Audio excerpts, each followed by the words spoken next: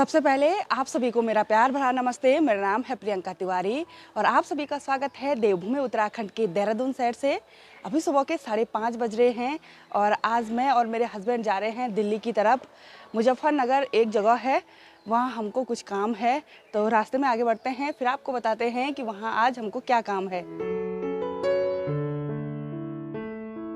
Map पर मुजफ्फरनगर हमारे देहरादून से 120 किलोमीटर बता रहा है और हम जा रहे हैं हरिद्वार के रास्ते से।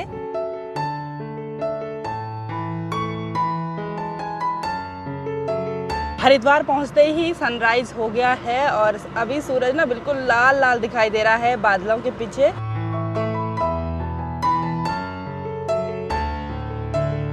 मैं तो दिल्ली वाले रूट पे फर्स्ट टाइम आ रही हूँ क्योंकि मैं दिल्ली कभी गई नहीं और आज ही हम मुजफ्फरनगर जा रहे हैं, तो एक बार ज़रूर हम घूमने के लिए जाएंगे, ठीक है।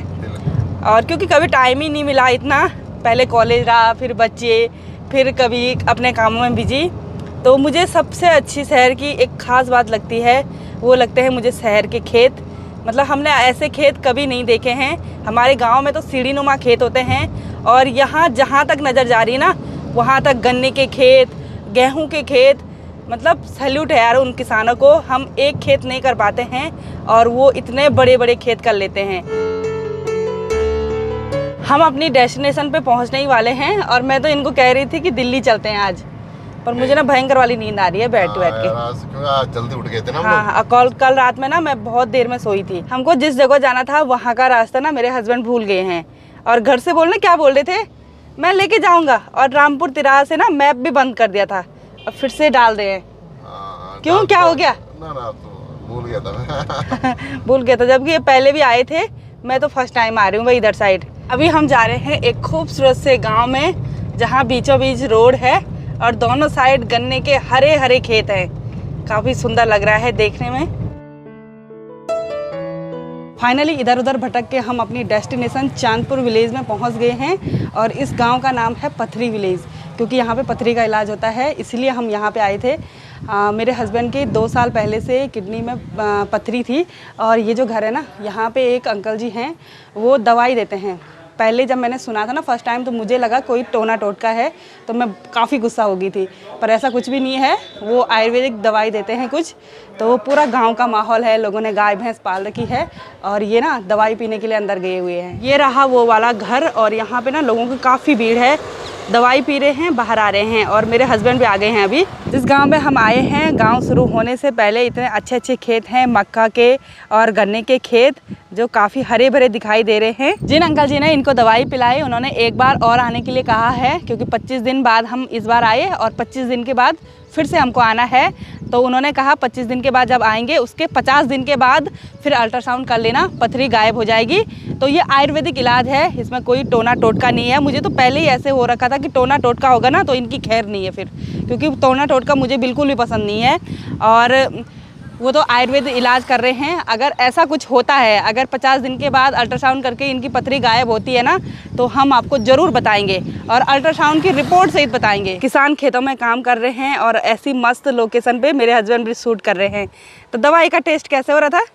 बहुत मन ठीक हो रहा था। उसमें जैसे घास टाइप का होता ना, हाँ। हरी घास, तो वैसे टेस्ट आ रहा था उसमें। अच्छा, तो लग रहा है आपको ठीक हो जाएंगे? हाँ, मेरे को लग रहा है 100%, क्योंकि वहाँ पे लोगों की ना बहुत ज्यादा भीड़ थी। हाँ, लोगों को देख के लगा लोग दूर दूर से आ रहे हैं यार। हाँ। कोई दिल्ली की गाड़ी थी और यूपी की, एमपी की, हाँ, हरियाणा, चंडीगढ़ की थी। हाँ, तो मेरे को लग रहा है यहाँ पे ना 100% इलाज है इस चीज का।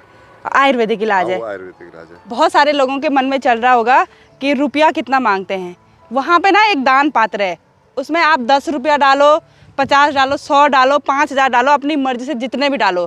तो इस अच्छे से गांव में थोड़ा सा रुक लिए और अब चलते हैं अपने घर के लिए, क्योंकि नाश्ता भी नहीं किया और भूख लग गई। आपको भी लगी भूख? हाँ। हाँ, चलो। अभी तो यहाँ पे अच्छी सी धूप खिली हुई थी और अभी अभी देखिए बारिश शुरू हो गई है। मौसम काफ़ी सुहावना होने लग गया है और किसानों के लिए तो बहुत अच्छा हो गया है, क्योंकि वो खेत में ना नहर के द्वारा पानी लगा रहे थे, तो अभी बारिश होगी तो उनको भी थोड़ा सा राहत मिल जाएगी। तो उत्तर प्रदेश में तो काफ़ी अच्छी रोड बनके तैयार हो गई हैं और मेरे हस्बैंड बोल रहे थे कि पहले ऐसा नहीं था, है ना? हाँ, इतनी अच्छी रोड नहीं थी। इस बार तो गजब की रोड बन गई है भाई। गजब की रोड बन गई है बोला, क्योंकि एक जगह से दूसरी जगह जाने में टाइम का पता ही नहीं चल रहा है कि कब पहुंच गए हम, बिल्कुल, है ना?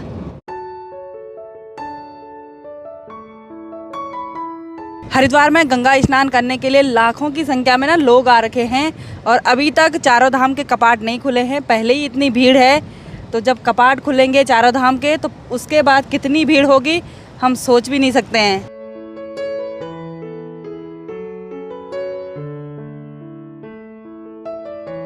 तो फाइनली हम अपने घर पे पहुंच गए हैं और टाइम 11:30 हो रहा है। तो भयंकर वाली भूख लग गई है, तो एक बार जल्दी से नाश्ता कर देते हैं घर में जाके। नाश्ता करने के बाद अभी मैं जा रही हूँ अपने लोकल मार्केट में। ये कुकर का ढक्कन भी ख़राब हो रखा था, इसको भी ठीक करवाना है और फिर अभी की फ़ी भी जमा करनी है। तो जब मैं देहरादून आती है ना, तो ऐसे छोटे मोटे काम मुझे ही निपटाने पड़ते हैं और वहाँ मुझे शॉपिंग भी करनी है। आज अपने लिए नहीं, आज किसी और के लिए शॉपिंग करनी है। तो चलिए एक बार चलते हैं मार्केट में। मैं और मेरे हस्बैंड अभी जाएंगे स्कूटी से।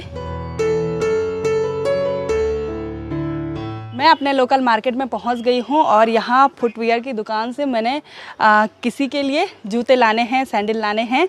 मैं आपको बाद में बताऊंगी, जब मैं उनको दूंगी ना फिर बताऊंगी आपको कि किसके लिए मैं देहरादून से जूते सैंडल लाई थी। भैया जी आप मुझे दिखाइए 1 नंबर के सैंडल जूते। हाँ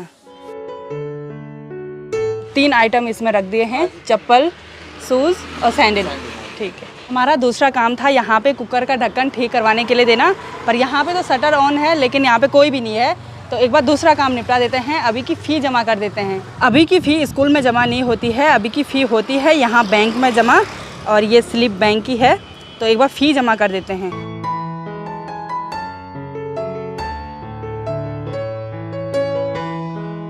अभी की फ़ी जमा करने के बाद मैं अभी आ गई हूँ वैष्णवी बुक हाउस में, और यहाँ से जिस बच्चे को मैंने शूज़ वगैरह लिए थे उसको मैं यहाँ से बुक वगैरह भी लेके जाऊँगी। तो यहाँ से मैं लेके आई हूँ एक ड्राइंग बुक और एक ऑल इन वन है, राइटिंग और रीडिंग दोनों है इसमें, और एक पेंसिल बॉक्स है, एक पेंसिल का सेट है, और एक ये शेप्स है इसको जोड़ना है, ब्रिक ब्लॉक्स, और एक है राइटिंग बोर्ड ये वाला। यहाँ पे छोटे बच्चों का एक पिगी बैंक है और ये खुलता भी ना बिल्कुल जैसे एटीएम सिस्टम होगा ना, सेम टू सेम ऐसे ही खुलता है। इस पर लॉक लगाना पड़ता है। तो भैया जी ने काफ़ी अच्छी चीज़ दिखाई यहाँ पे, और भी खिलौने ऊपर रखे हुए हैं बच्चों के, काफ़ी मस्त मस्त खिलौने हैं। दिन की इस धूप में दौड़ भाग करके फाइनली मैं घर पे पहुँच गई हूँ, और जो भी मैं बुक्स वगैरह शूज़ वगैरह लेके आई हूँ वो मैं किसी को देने के लिए लेके आई हूँ। जब उनको दूंगी तो वीडियो के माध्यम से आपको सभी लोगों को पता चल जाएगा।